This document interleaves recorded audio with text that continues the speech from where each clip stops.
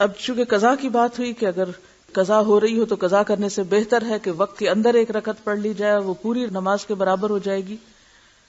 تو اب سوال یہ پیدا ہوتا ہے کہ جس فریضے کی ادائیگی میں وقت کی پابندی کی اتنی شدت ہے، کیا شدت ہے کہ نمبر 1 یہ ہے کہ اوقات معلوم ہونے چاہیے، نمبر 2 یہ کہ صرف اوقات نہیں، اوقات میں سے بھی اول وقت اور افضل وقت جو ہے وہ معلوم ہونا چاہیے. اور پھر یہاں تک کہا گیا کہ اگر ائمہ بہت تاخیر کریں تو تم اول وقت کا ثواب نہ جانے دو، اس کو ادا کرو. وہاں اس بات کا تو تصور ہی نہیں کیا جا سکتا کہ کوئی شخص جان بوجھ کر نماز قضا کر دے یا نماز چھوڑ دے. آپ کو معلوم ہے نا کہ جو جان بوجھ کر نماز چھوڑے وہ کیا کرتا ہے؟ من ترک الصلاۃ متعمدا فقد کفر. جس نے جان بوجھ کے نماز چھوڑ دی، بس ایسی سستی میں، ایسے غفلت میں، ٹال مٹول میں، فقد کفر، گویا اس نے کفر کیا. تو یہ کوئی معمولی جرم نہیں ہے. جس مسلمان کے پاس یہ حدیث پہنچ جائے وہ نماز قضا کرنے کا تو سوچ بھی نہیں سکتا. لیکن چونکہ انسان ہے، جان بوجھ کر نہ بھی وہ ایسا کرے تو بعض اوقات حالات اس طرح ہوتے ہیں کہ انسان ایسی سچویشن میں گرفتار ہو جاتا ہے کہ وہ نماز چھوٹ جاتی، اور سو گیا، بھول گیا، جنون لاحق ہو گیا، ایسی دوائیاں کھا لی کہ جس سے آپ جاگ ہی نہیں پا رہے. یہ ساری سچویشنز ہیں نا. وہ کہتے ہیں نا رفع القلم عن 3، 3 لوگوں سے قلم اٹھا لیا گیا، اور اس میں کون کون ہے؟ سونے والا جب تک اٹھ نہ جائے، بچہ جب تک بالغ نہ ہو جائے، مجنون جب تک ہوش میں نہ آ جائے. اب ایسے اوقات میں جبکہ جان بوجھ کے نہ آپ سو جائیں، آپ کو پتا ہے کہ اذان ہوگی اور آپ جا کے سو جائیں، یا آپ کو پتا ہونے والی اذان اور وقت کم ہے اور آپ غفلت اختیار، یہ الگ بات ہے. آپ کو پتا ہے کہ نماز کا وقت آنے والا اور آپ بازار چل پڑے،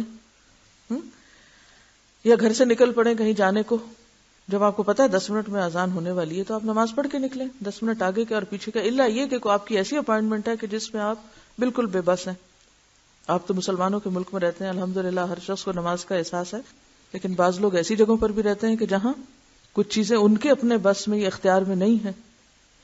تو ایسی صورت میں پھر کیا ہو؟ اگر شدید مجبوری کی وجہ سے کچھ آگے پیچھے ہو گیا معاملہ، تو ایسی صورت میں پھر انسان پہلی فرصت میں نماز ادا کرے. وہ نماز جو وقت کے باہر ہوگی وہ قضا ہی ہوگی، فوت ہو گئی. اب فوت شدہ نماز جو ہے اس کا کیا کیا جائے؟ حضرت انس رضی اللہ عنہ روایت کرتے ہیں کہ رسول اللہ صلی اللہ علیہ وسلم نے فرمایا، من نسی صلاۃ فلیصلی اذا ذکر لا کفارۃ لها الا ذلک. جو شخص نماز بھول جائے یا سو جائے، بس اس کا کفارہ یہ ہے کہ جس وقت اسے یاد آئے یا بیدار ہو وہ اس نماز کو پڑھ لے. بھولنے کا علاج کیا؟ جب یاد آئے اسی وقت پڑھ لے، چاہے وہ عصر کے بعد غروب آفتاب سے پہلے تک کا وقت ہو.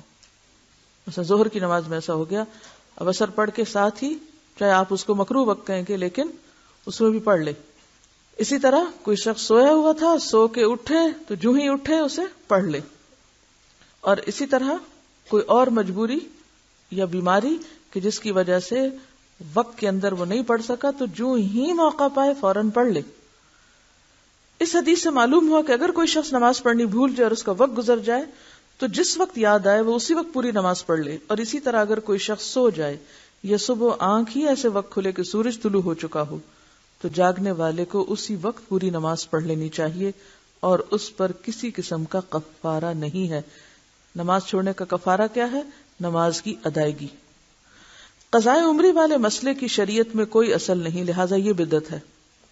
قضاء عمری کیا ہوتی ہے کہ انسان جان بوجھ کے غفلت سے نمازیں چھوڑتا چلا جائے کہ ابھی تو میں بہت مصروف ہوں، ابھی میں طالب علم ہوں، ابھی میرے بچے چھوٹے ہیں، ابھی میں جاب پر ہوں، کام ہے، اور جان بوجھ کے نمازیں ترک کرتا چلا جائے کہ جب میں حج کر لوں گا اور جب میں بوڑھا ہو جاؤں گا، پھر میں ریٹائر ہو جاؤں گا تو پھر اور تو کوئی کام نہیں، میں پچھلی نمازیں پوری کرتا رہوں گا. تو اس امید پر نمازیں چھوڑتے چلے جانا یا نماز کو اہمیت نہ دینا، اور پھر یہ سمجھنا کہ رمضان کے آخری جمعے میں 2 رکعت پڑھنے سے ساری زندگی کی نمازیں ہو جاتی ہیں، یا یہ کہ ہر نماز کے ساتھ پھر نمازیں ادا کرتے رہنے سے نمازیں ادا ہو جاتی، تو یہ طریقہ جو ہے اس کی سنت سے کوئی دلیل ہمیں نہیں ملتی. دیکھیے زمانہ جاہلیت میں جو قضا ہو گیا اب وہ تو وقت نکل گیا. نماز کب فرض ہے؟ وقت کی پابندی کے ساتھ فرض ہے. اب جو بھول جائے یا سوئے ہوئے اٹھے تو اگلی نماز سے پہلے پڑھ لیں. یہی حکم ہے نا؟ یا کچھ اور پڑھا آپ نے؟ ابھی کیا پڑھا ہے؟ کیا اس پورے چیپٹر کا خلاصہ میں آپ کو بتاتی ہوں. نمبر 1، ان الصلاۃ کانت علی المؤمنین کتابا موقوتا. نماز مومنوں پر وقت کی پابندی کے ساتھ فرض ہے. ہر نماز کا ایک وقت ہے. جیسے وہ ایک محاورہ بھی ہے نا کہ پنجابی میں بھی کہتے ہیں ویلے دی نماز کویلے دیاں ٹکرا. کویلے دیاں تو ٹکرا ہی رہ جاندیاں پھر. ہاں یعنی پھر آپ صرف سجدہ ہی کر رہے ہیں. نماز تو اپنے وقت پر ہے. اس اصول کو اگر آپ سمجھ لیں کہ نماز وقت کی پابندی کے ساتھ ہے، ورنہ ظہر، عصر، مغرب، عشاء نام کیوں رکھے ہوئے ہیں؟ کس لیے یہ نام ہے؟ اگر اس وقت کی پابندی کا کوئی مطلب نہیں ہے تو آپ جس وقت جو چاہیں پڑھا کریں. تو نماز فریضہ ہی ایسا ہے کہ جس کے ساتھ وقت کی پابندی لازم ہے. ٹھیک ہے، نمبر 1. نمبر 2 یہ ہے کہ انسان ہونے کے ناطے اگر آپ بیمار ہو جائیں یا آپ پر خدا نخواستہ کوئی ایسی آفت ٹوٹ پڑے کہ انتہائی مجبوری میں وقت کی پابندی نہ ہو سکے تو پھر کیا حکم ہے؟ دوسرا، جو ہی موقع ملے فوراً ادا کریں، تاخیر نہ کریں. نمبر 3، ادا کرنے میں کیا چیز شرط ہے؟ ترتیب. پہلے نمبر 1 جو قضا ہوئی، پھر 2، 3، 4، 5، یہی ہے نا؟ پھر اگلی نماز پڑھیں.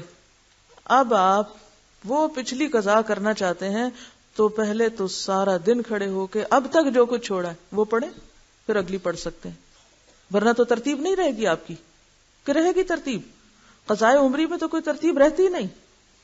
یہ تیسرے قاعدے کی خلاف ورزی ہوگی. چوتھی بات یہ ہے کہ جو شخص نماز جان بوجھ کے چھوڑ دے وہ قضا کرنے والا نہیں ہے، وہ بہت بڑا مجرم ہے. اس کے اوپر تو بہت سخت بات ہے اور اس کا علاج توبہ ہی ہے. توبہ، استغفار اور آئندہ کے لیے نماز کی پابندی، تاکہ کوئی شخص جرت نہ کرے نماز کے وقت میں نماز چھوڑنے کی، کیونکہ یہ معمولی جرم نہیں.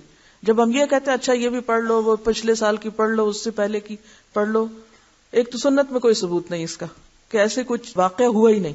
اور دوسری بات یہ ہے کہ اگر یہ ڈھیل دی گئی تو نتیجہ کیا ہوگا؟